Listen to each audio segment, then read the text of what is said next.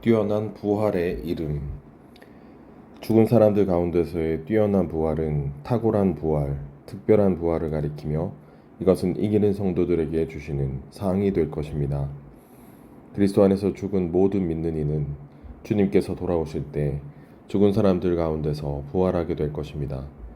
그러나 이기는 성도들은 그 부활의 특별하고도 탁월한 몫을 누릴 것입니다. 이것이 히브리서 11장 35절에서 언급한 더 좋은 부활입니다. 더 좋은 부활은 첫째 부활, 생명의 부활일 뿐만 아니라 뛰어난 부활이며 주님의 이기는 이들이 왕국의 보상을 받게 될 부활입니다. 이것이 바로 사도 바울이 추구했던 것입니다. 뛰어난 부활이라는 표대를 향해 달리는 것은 옛 창조물에서 나와 완전히 하나님 안에 있는 생활을 추구하는 것입니다. 이 뛰어난 부활은 사실상 부활 안에 계신 그리스도 자신입니다. 우리는 또한 그리스도의 인격이 뛰어난 부활을 묘사한다고도 말할 수 있습니다. 그리스도의 육체되심과 십자가에 못 박히심과 부활 전에는 그러한 묘사가 없었는데, 왜냐하면 뛰어난 부활과 같은 것이 아직 없었기 때문입니다. 그리스도의 육체되심 이전에 하나님께서는 그분의 창조물과 연결된 적이 없으셨습니다. 그러나 어느 날 하나님의 아들께서 옛 창조물 안으로 오셨습니다. 십자가에 못 박히셨을 때 그분께서는 옛 창조물 전체를 십자가로 가져가셔서 못 박으셨습니다. 이처럼 그리스도께서는 십자가에 못 박히심을 통하여 옛 창조물을 끝내셨습니다. 더욱이 장사되셨을 때 그분께서는 세마포로 상징된 옛 창조물을 그분과 함께 무덤 안으로 가져가셨습니다. 그리고 부활하셨을 때 그분께서는 세마포를 뒤에 남겨두셨습니다. 이것은 옛 창조물이 무덤 안에 남겨졌음을 가리킵니다. 부활 안에서 무덤 밖으로 나오셨을 때 그리스도께서는 완전히 옛 창조물에서 나와 하나님 안에 계신 분이셨습니다. 이것이 뛰어난 부활이라는 표현의 의미입니다. 그리스도께서는 십자가의 못 박히심과 부활을 통하여 이 뛰어난 부활에 이르셨습니다. 신약에 따라 우리는 뛰어난 부활을 그리스도의 인격에서 분리해서는 안 되는데, 왜냐하면 그리스도 자신께서 사실상 뛰어난 부활이시기 때문입니다. 이것은 우리가 주 예수님을 받아들였을 때 뛰어난 부활도 받아들였음을 의미합니다. 이 일을 생각하는 것, 빌립보서 3장 15절은 뛰어난 부활을 추구하는 것과 관련됩니다. 이 일을 생각하는 것은 하나님에 의하여 선택되고 구속되고 거듭난 사람들인 우리가 반드시 한 가지 일, 곧 옛 창조물에서 나와 하나님 안에서 생활하기를 추구해야 한다는 이해와 인식을 가지는 것입니다.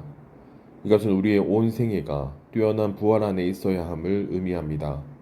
이 뛰어난 부활은 사실상 그리스도라는 사랑스럽고 보배롭고 뛰어난 인격입니다. 이분께서는 십자가에 못 박히시고 부활하심으로 옛 창조물에서 나오셔서 하나님 안으로 들어가셨습니다. 이 놀라우신 분은 천사들보다 훨씬 더 탁월하십니다. 천사들은 여전히 옛 창조물에 속해 있습니다. 그들은 십자가에 못 박힘이나 부활을 체험하지 못했습니다. 그러나 그리스도께서는 십자가에 못 박히셨고 매장되신 후 부활하심으로 옛 창조물에서 나오셔서 하나님 안으로 들어가셨습니다. 그리스도 자신께서 뛰어난 부활의 실제이십니다. 이제 우리는 어떤 생활을 추구해야 하는데, 이 생활은 바로 그리스도라는 놀라운 인격입니다. 바울과 더불어 우리는 나에게 있어서 삶은 그리스도이고 라고 말할 수 있어야 합니다. 빌립보서 1장 21절. 바울은 또한 그가 그리스도와 함께 십자가에 못 박혔으며 그리스도께서 자신 안에 사신다고 증언할 수 있었습니다. 바울 안에 사셨던 그리스도 자신의 인격이 뛰어난 부활이었습니다. 우리는 뛰어난 부활이라는 표대를 향해 달려야 합니다. 이 뛰어난 부활은 우리의 귀하고 탁월하신 그리스도 그분 자신입니다. 이것을 보는 것은 어떠한 축복입니까? 만일 우리가 옛 창조물에서 나와 하나님 안에 있는 생활을 추구한다면 우리의 가정 생활은 얼마나 축복이 되겠습니까? 뛰어난 부활은 탁월한 부활, 특별한 부활을 가리키며 이것은 이기는 성도들에게 주시는 사항이 될 것입니다. 그리스도 안에서 죽은 모든 믿는 이는 주님께서 돌아오실 때 죽은 사람들로부터 부활하게 될 것입니다. 주님의 이기는 이들은 그 부활의 특별하고도 탁월한 몫을 누릴 것입니다. 이 부활 안에서 그들은 왕국의 보상을 받을 것입니다. 이것이 사도 바울이 추구했던 것입니다. 바울에게 있어서 삶은 뛰어난 부활이신 그리스도였습니다.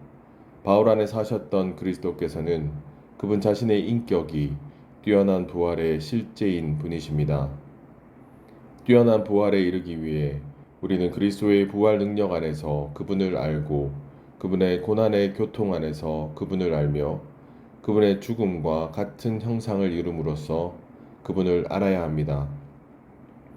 빌립보서 3장 13절과 14절에서 우리는 바울이 뛰어난 부활을 이미 붙잡았다고 여기지 않았음을 봅니다. 그는 뛰어난 부활이라는 표대를 향해 달려가고 있었습니다. 하나님께서는 상을 위하여 그리스도 예수님 안에서 그를 위로 부르셨습니다. 빌립보서 3장 10절에 언급된 죽음은 모든 것을 성취한 그리스도의 사랑스러운 죽음입니다. 죽음은 우리가 뛰어난 부활에 이르기 위한 조건입니다. 바울은 뛰어난 부활이라는 특정한 목표에 도달하기를 갈망했습니다. 우리는 주 예수님을 믿은 후에 침례받았습니다. 침례의 의미는 우리의 타고난 존재를 끝내는 것이고 신성한 생명으로 발화되는 것입니다. 그러나 침례는 다만 우리 그리스도인의 생활의 시작일 뿐입니다. 우리 그리스도인의 생활은 또한 하나의 목표를 가지고 있는데 이 목표는 뛰어난 부활입니다. 뛰어난 부활이라는 용어는 우리 존재의 모든 부분이 부활할 것임을 의미합니다. 우리가 침례받을 때 우리의 옛 생명, 곧 우리의 타고난 인간 생명은 끝나고 매장되었으며 그리스도 자신인 새 생명, 곧 신성한 생명이 안에서부터 일어났습니다. 그때 우리는 그리스도인의 생활과 여정을 시작했습니다. 그리스도인의 여정은 긴 과정을 포함하고 우리는 그러한 긴 길 위에 있습니다. 이 여정의 끝에 우리가 도달해야 하는 목표가 있습니다. 이 목표는 뛰어난 부활, 특별한 부활입니다. 이 목표를 향하는 길이 부활의 과정입니다. 우리는 우리가 침례받은 그날에 우리의 옛 생명과 함께 옛 사람, 곧 타고난 사람이 매장되었다는 사실을 깨달아야 합니다. 그 매장됨을 통해서 신성한 생명, 곧 영원한 생명이 우리 안에서 일어났고 우리 그리스도인의 여정은 시작되었습니다. 우리 온 존재를 부활 안으로 이끌려는 목표를 가지고 새 생명이 우리 안에서 살기 위해 들어왔습니다. 침례와 이 목표 사이에는 뛰어난 부활에 이르는 긴 과정이 있습니다. 비록 우리의 침례가 우리 옛사람이 매장된 것과 또 다른 생명이 우리 안에 살기 위해 일어난 것을 나타내지만 우리는 침례가 나타내는 바에 따라 살지 않았습니다. 우리는 대부분의 시간을 그리스도가 아닌 자신의 타고난 생명에 의해 살았습니다. 우리가 여전히 자주 우리의 타고난 생명에 의해 살기 때문에 부활의 과정은 반드시 계속되어야 합니다. 빌립보서 3장 8절부터 11절까지의 절들이 하나의 긴 문장임을 기억하십시오. 8절에서 바울은 주 그리스도 예수님을 아는 지식이 가장 탁월하기 때문에 모든 것을 잃어버린 것으로 여긴다고 말합니다. 더 나아가 9절에서 그는 율법에서 나온 자기 자신의 의가 아닌 자신에게서 살아 나타나신 하나님을 그의 의로 가지는 그러한 상태에서 그리스도 안에서 발견되기를 갈망한다고 우리에게 말합니다. 이 모든 것은 그리스도와 그분의 부활 능력과 그분의 고난의 교통을 체험적으로 알 뿐 아니라 또한 그분의 죽음과 같은 형상을 이루어 죽은 사람들로부터 뛰어난 부활에 이르기 위한 것입니다. 뛰어난 부활에 도달하는 것은 그리스도의 죽음과 같은 형상을 이룬 결과이자 산물입니다. 그리스도의 죽음과 같은 형상을 이루고 같은 형태가 되는 것은 우리가 항상 그분의 죽음 안에 머무는 것을 의미합니다. 우리가 그리스도의 죽음 안에 머물면서 우리 자신을 그분의 죽음의 모양과 같은 형태가 되도록 허락한다면 그 결과로 우리 존재의 각 부분이 점차로 부활할 것입니다. 하나님의 경륜에 따라 우리는 먼저 우리의 영 안에서 부활합니다. 그 이후로 계속하여 우리 그리스도인의 여정은 부활의 과정입니다. 하나님께서 매일 우리를 타고난 생명에서 부활한 생명에 이르는 과정 가운데 두십니다. 빌립보서 3장 10절에서 바울은 그리스도의 죽음과 같은 형상을 이루는 것에 대해 말합니다. 이것은 지속적인 과정이지 한 번만에 완전히 이루어지는 체험이 아닙니다. 우리가 그분과 그분의 부활 능력과 그분의 고난의 교통을 알아갈 때 우리는 그리스도의 죽음과 같은 형상을 이루는 과정 아래에 있습니다. 우리 그리스도인의 생활에는 목표가 있으며 이 목표는 뛰어난 부활, 특별한 부활입니다. 바울은 어떻게 해서든지 죽은 사람들로부터 뛰어난 부활에 도달하기 위해 그리스도의 죽음과 같은 형상을 이루기를 열망했습니다. 우리가 살아야 하는 그리스도는 뛰어난 부활이신 그리스도 자신입니다. 우리는 모두 뛰어난 부활에 이르는 길에 있습니다. 뛰어난 부활이 우리 그리스도인의 생활의 목표와 목적지가 되어야 합니다. 뛰어난 부활로 향하는 길은 부활의 과정입니다. 이 과정은 우리가 침례받은 날에 시작되었고 탁월한 부활에 도달할 때 끝마쳐질 것입니다. 목표를 향해 움직이는 동안 우리는 부활하는 과정에 있습니다. 결국 우리 존재의 모든 부분이 부활할 것입니다. 우리는 뛰어난 부활이라는 목표에 도달할 때까지 계속 이 과정에 있을 것입니다. 뛰어난 부활에 이르는 것은 뛰어난 부활에 도달하는 것입니다. 뛰어난 부활에 이르려면 상을 얻을 수 있도록 경주에서 승리해야 합니다. 그리스도의 죽음과 같은 형상을 이룬 결과는 우리가 죽은 사람들 가운데서 뛰어난 부활에 이르는 것입니다. 죽음은 우리가 뛰어난 부활에 이르기 위한 조건입니다. 뛰어난 부활에 도달하는 것은 그리스도의 죽음과 같은 형상을 이룬 결과이자 산물입니다. 그리스도의 죽음과 같은 형상을 이루고 같은 형태가 되는 것은 우리가 항상 그분의 죽음 안에 머무는 것을 의미합니다.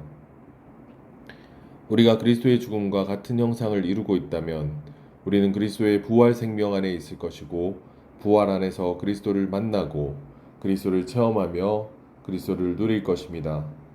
우리가 그리스도의 죽음 안에 머물면서 우리 자신을 그분의 죽음의 모양과 같은 형태가 되도록 허락한다면 그 결과로 우리 존재의 각 부분이 점차로 부활할 것입니다.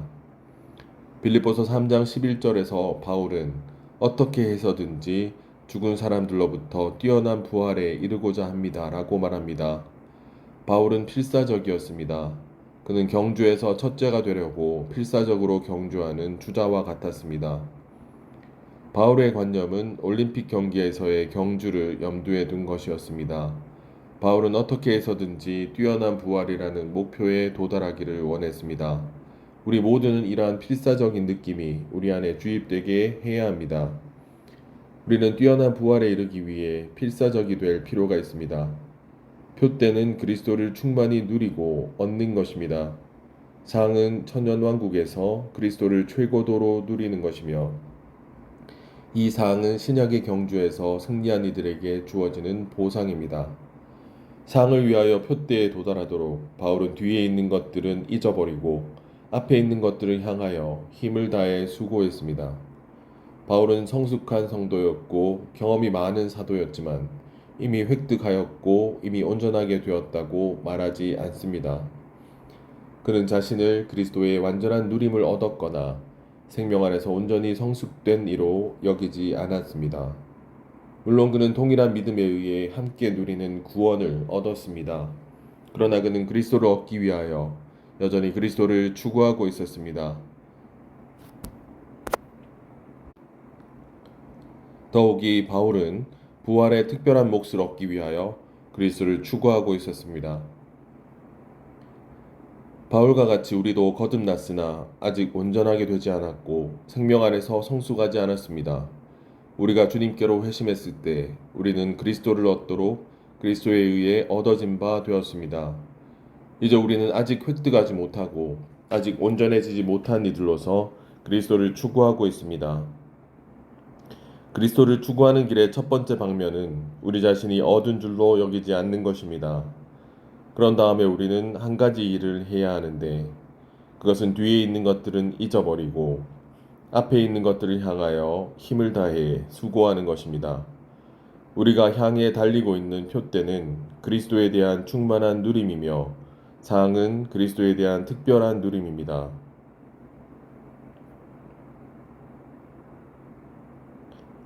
나는 그리스도에 대한 특별한 누림의 몫이 천년 왕국에 있을 것이라고 믿습니다.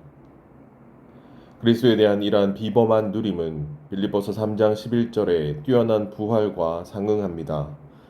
주님께서 다시 오시기 전에 죽은 모든 믿는 이들이 부활하지만 일부만이 비범한 부활, 탁월한 부활을 누릴 것입니다. 바울은 죽은 사람들로부터의 뛰어난 부활이 신약의 경주에서 승리한 모든 믿는 이들에게 주어지는 보상이라고 말합니다.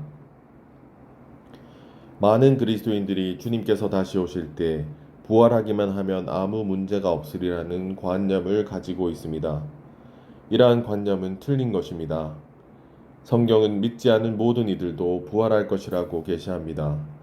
요한복음 5장 28절과 29절에 따르면 두 가지 종류의 부활이 있습니다. 첫 번째는 생명의 부활이며 두 번째는 심판의 부활입니다. 죽은 모든 믿는 이들은 생명에 이르도록, 즉 구원에 이르도록 부활할 것입니다. 그러나 믿지 않은 이들은 천년 왕국 후에 심판에 이르도록, 즉 불못에 이르도록 부활할 것입니다. 우리는 어떤 사람이 부활하기만 하면 아무 문제가 없다고 말해서는 안 됩니다. 믿는 이들의 부활과 믿지 않는 이들의 부활에 구별이 있을 뿐 아니라 부활할 때 그리스도인들 사이에도 구별이 있을 것입니다. 물론 우리는 모두 부활할 것입니다. 그러나 많은 사람들이 단지 일반적으로 부활에 참여할 것이고 뛰어난 부활은 누리지 못할 것입니다. 그러나 일부의 다른 이들은 부활의 특별한 몫을 누릴 것입니다. 우리는 중요한 질문을 해보아야 합니다. 우리는 이 시대에 뛰어난 부활이라는 목표에 도달할 수 있습니까? 아니면 단지 경주만 하면서 오는 시대의 목표에 도달하기를 바랄 수 있을 뿐입니까? 어떤 이들은 우리가 목표에 도달하기 위하여 오는 시대까지 기다려야 한다고 생각할지도 모릅니다. 그러나 만일 우리가 이 시대에 이 목표에 도달하지 못한다면 다음 시대에도 이 목표에 이르지 못할 것입니다.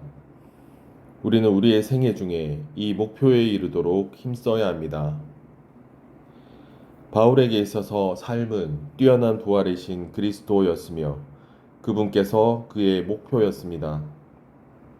더 나아가 우리에게도 삶은 뛰어난 부활이어야 하는데 왜냐하면 우리가 살아야 할 이 그리스도께서 바로 뛰어난 부활이시기 때문입니다. 이것은 우리가 매일매일 뛰어난 부활을 살아야 함을 의미합니다. 예를 들어 어떤 형제가 그의 아내를 매우 사랑한다고 합시다. 그는 자신에게 이 사랑이 천연적인 것인지 부활 안에 있는 것인지를 물어보아야 합니다. 심지어 그리스도인이 아닌 남편들도 그들의 아내를 천연적인 방식으로 사랑할 수 있습니다. 만일 어떤 형제가 부활 안에서 그의 아내를 사랑한다면 그의 사랑은 옛 창조물에서 나와 하나님 안에 있을 것입니다. 이것은 그리스도를 사는 것이 뛰어난 부활을 사는 것, 즉 전적으로 옛 창조물에서 나와 하나님 안에 있는 생활을 하는 것임을 보여줍니다. 젊은 시절에 나는 목표에 도달하는 것이 왜 바울에게 어려워 보였는지 의문이 들었습니다. 나는 그가 겪은 박해가 그러한 어려움의 원인이라고 생각했습니다. 나에게는 다른 이들에게서 오는 반대가 바울이 그리스도인의 경주를 하지 못하게 방해했던 것처럼 보였습니다. 수년 후에 체험을 통하여 나는 타고난 생명을 따르지 않고 뛰어난 부활 안에서 아내를 사랑하는 것이 박해를 이겨내는 것보다 더 어렵다는 사실을 보게 되었습니다. 나는 50년 이상 그리스도 안에 있었습니다. 이 모든 시간 동안에 나는 열심히 있는 그리스도인이었습니다. 그리스도인의 경주에서 나는 많은 방해물들을 만났는데 가장 큰 방해물은 여러 관념과 습관으로 가득한 타고난 생명이라는 것을 알게 되었습니다. 타고난 생명은 목표를 향하여 달리는 경주를 방해합니다. 우리가 악하고 비방하는 방식으로 말하지 않을 수 있지만 우리의 말은 천연적일 수 있습니다. 우리는 많은 긍정적인 것들을 말할 수도 있지만 우리의 말은 부활 안에서가 아니라 천연적인 방식 안에서 나올 수 있습니다. 우리의 성격이나 행위나 윤리나 도덕성을 개선하는 것은 쉽지만 부활 안에서 사는 것은 지극히 어렵습니다. 타고난 생명의 한 가지 특징은 염려입니다. 최근에 건강에 문제가 있었고 나는 그 일에 관해 염려했습니다. 나는 빌립보서 4장 6절과 7절에 있는 주님의 말씀을 취했습니다.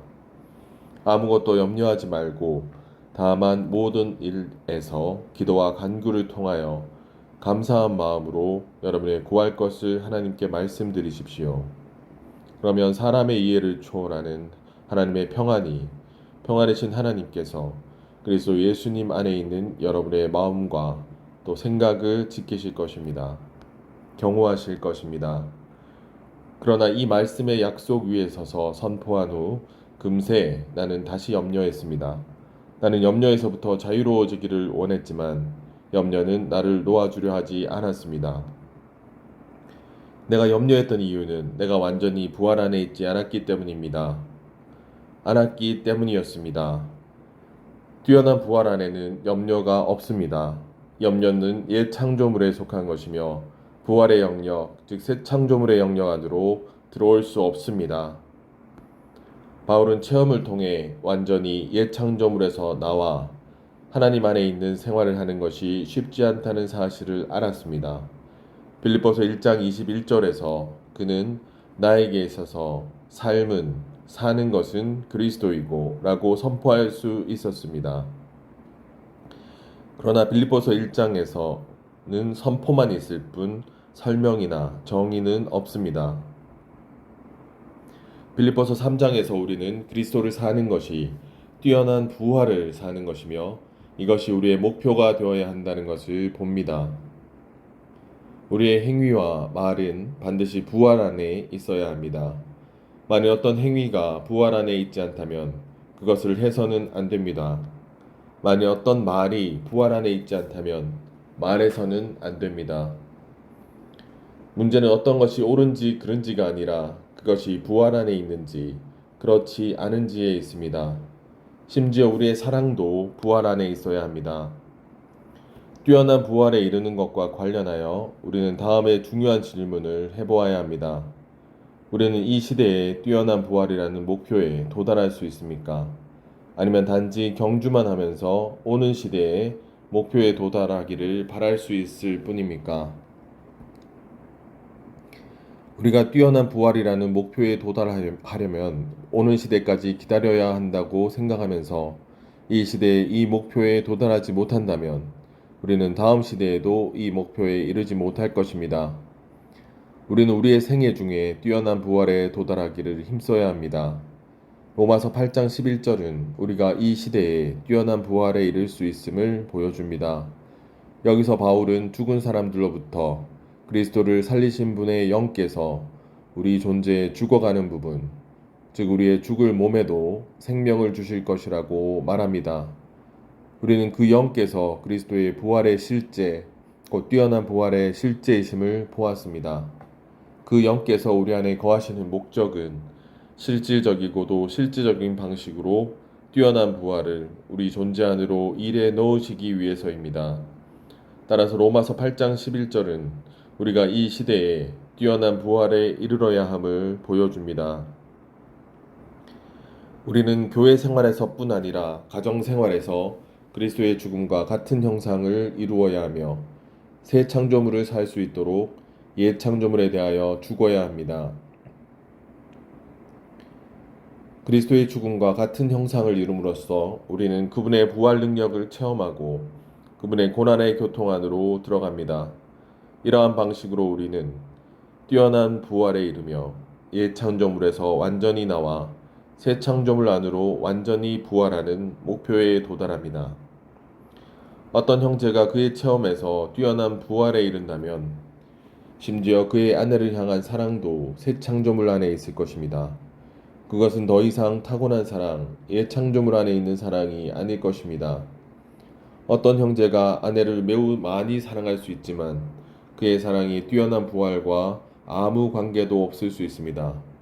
마찬가지로 어떤 아내가 그녀의 윤리와 문화적 배경에 따라서 남편에게 복종할 수 있지만 그녀의 복종 또한 전적으로 새 창조물이 아닌 천연적인 영역, 즉 옛 창조물 안에 있을 수 있습니다. 하나님께서는 뛰어난 부활 안에 있지 않은 사랑과 복종, 즉 타고난 사랑이나 천연적인 복종을 원하지 않으십니다. 그 대신에 그분께서는 우리가 빌립보서 3장에 계시된 생활을 하기 원하십니다. 이를 위해 우리는 그리스도를 얻고 그리스도 안에서 발견되며 그분의 부활 능력과 그분의 고난의 교통을 알고 그분의 죽음과 같은 형상을 이루어 같은 모양이 되어 뛰어난 부활에 이르러야 합니다. 뛰어난 부활 안에는 옛 창조물의 요소가 없습니다. 그 대신에 모든 것이 신성한 요소로 가득합니다. 이러한 이유로 뛰어난 부활 안에 사는 사람과 함께 있을 때 사람들이 하나님을 느끼는 것입니다. 그러한 사람의 생활, 곧 그의 행동과 말은 부활 안에 있습니다. 이것이 우리의 일상생활 안에 있는 뛰어난 부활입니다. 이것이 바울이 그의 갈망은 그리스도와 그분의 부활 능력을 알고 어떻게 해서든지 뛰어난 부활에 이르는 것이라고 선포했을 때 그의 생각 속에 있던 것입니다. 바울은 자신이 이미 이르렀다고 여기지 않고 뛰어난 부활이라는 목표를 향해 달려갔습니다. 목표가 뛰어난 부활인 것처럼 상 또한 뛰어난 부활입니다. 목표는 우리가 얻기 위한 것이고 상은 우리가 누리기 위한 것입니다. 우리는 이 시대의 목표에 도달할 수 있지만 상은 오는 시대에 누리게 될 것입니다. 요한계시록 20장 6절은 오는 시대에 있을 상, 즉 첫째 부활의 상을 말합니다.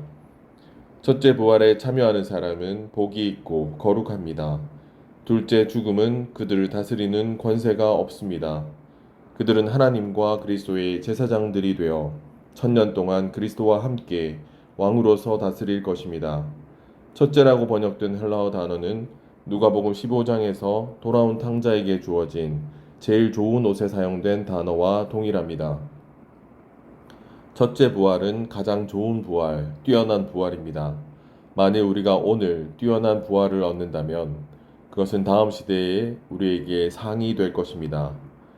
그럴 때 지금 우리의 목표인 이것이 그리스도와 함께 우리가 공동 왕들로서 다스리는 천년 왕국 동안 우리의 상이 될 것입니다. 그리스도 안에서 하나님께서는 이 상을 위하여 위로부터 우리를 부르셨습니다. 이 상은 우리가 이 시대에 추구하고 획득하는 목표가 되어야 합니다. 로마서 8장 11절은 우리가 이 시대에 뛰어난 부활에 이를 수 있다는 것을 계시합니다. 이 절은 예수님을 죽은 사람들로부터 살리신 분의 영께서 우리 안에 거하시면 그리스도를 죽은 사람들로부터 살리신 분께서 우리 존재에서 죽어가는 바로 그 부분, 곧 우리의 죽을 몸에도 생명을 주실 것이라고 말합니다. 로마서 8장 11절에서 생명을 주실 것입니다라는 말은 병이 낫는 것을 말하는 것이 아니라 우리가 하나님의 영께서 우리 안에 거처를 정하시고 신성한 생명으로 우리의 온 존재를 적시시도록 허락해 드린 결과를 말하는 것입니다. 그 영께서 우리 안에 거하시면서 실질적이고도 실지적인 방식으로 뛰어난 부활을 우리 존재 안으로 일해 넣고 계십니다. 뛰어난 부활에 이른다는 것은 우리의 온 존재가 점차적으로 계속적으로 부활하는 것을 가리킵니다. 하나님께서는 먼저 우리의 죽은 영을 부활시키셨습니다.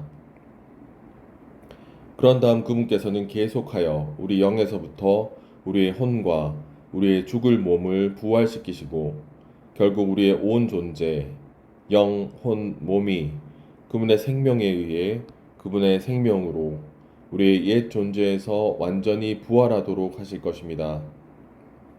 이것은 우리가 반드시 통과해야 할 생명의 과정이며 상으로서 주어지는 뛰어난 부활에 이를 때까지 해야 할 경주입니다. 그러므로 뛰어난 부활은 우리 그리스도인의 생활의 목표와 목적지가 되어야 합니다. 오직 그리스도의 죽음과 같은 형상을 이룸으로써 같은 모양이 됨으로써 곧 십자가에 못 박힌 생활을 함으로써만 이 목표에 이를 수 있습니다. 우리가 부활 안에 있지 않다면 그리스도를 체험할 수 없습니다. 왜냐하면 오늘날 그리스도께서는 부활 안에 계시기 때문입니다. 그러나 우리가 기꺼이 그리스도의 죽음과 같은 형상을 이루어 자연스럽게 부활 안으로 이끌린다면 부활 안에서 그리스도를 만날 것입니다. 이 부활 안에서 그리스도께서 우리의 체험이 되십니다. 친절함을 예로 들어 봅시다. 자매들은 대개 매우 친절합니다. 그러나 이 친절함은 천연적인 것입니다. 이런 말을 들으면 어떤 자매들은 더 이상 친절하지 않겠다고 결심할지도 모릅니다. 그러나 그렇게 하는 것은 죄악된 것입니다. 친절한 사람이 되는 것도 길이 아니고 친절한 사람이 되지 않는 것도 길이 아닙니다. 그리스도의 죽음과 같은 형상을 이루는 것이 길입니다. 만일 우리가 그리스도의 죽음과 같은 형상을 이루지 않는다면 우리는 결코 그분을 체험할 수 없을 것입니다. 만일 우리가 그분의 죽음과 같은 형상을 이루고 있다면 우리는 부활 안에 있을 것입니다.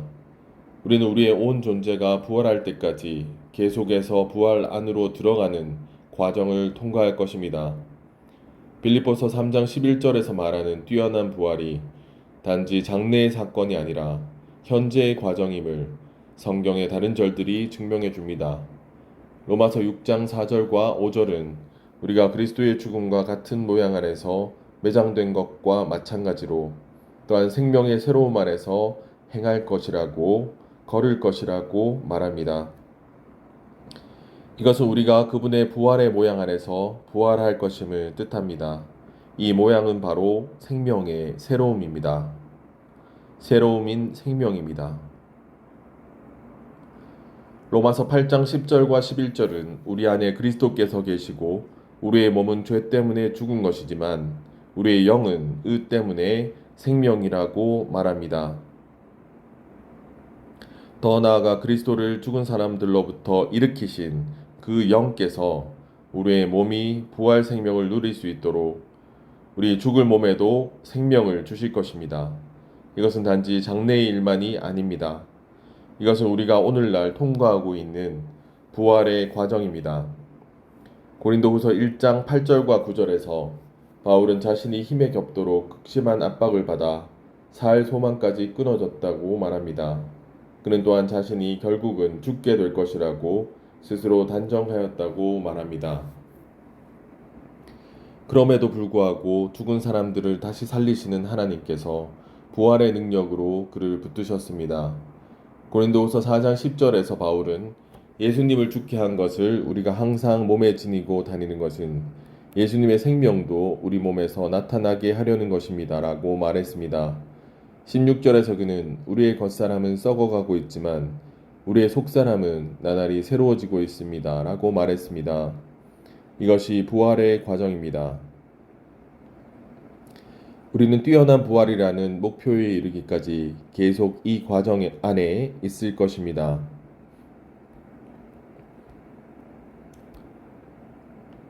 우리는 무엇을 하든지 우리가 그리스도의 죽음과 같은 형상을 이루고 있는지 그러지 않는지를 물어보아야 합니다. 우리는 그리스도의 죽음과 같은 형상을 이루므로 어떻게 해서든지 죽은 사람들로부터 뛰어난 부활에 이르러야 합니다. 이것이 주님께서 그분의 회복 안에서 전진하시는 유일한 길이고 그분의 교회를 건축하시는 유일한 길이며 신부가 자신을 준비하는 유일한 길이고 주님을 다시 모셔오는 유일한 길입니다. 유일한 길은 그리스도의 죽음과 같은 형상을 이루므로 죽은 사람들로부터 뛰어난 부활에 이르는 것입니다. 우리가 그리스도의 죽음과 같은 형상을 이룬다면 우리 존재의 모든 부분이 점차로 부활할 것입니다. 이처럼 그리스도인의 생활은 부활의 과정입니다. 우리는 십자가에 못 박힌 생활을 하는 것에 의해서만 이 목표에 도달할 수 있습니다.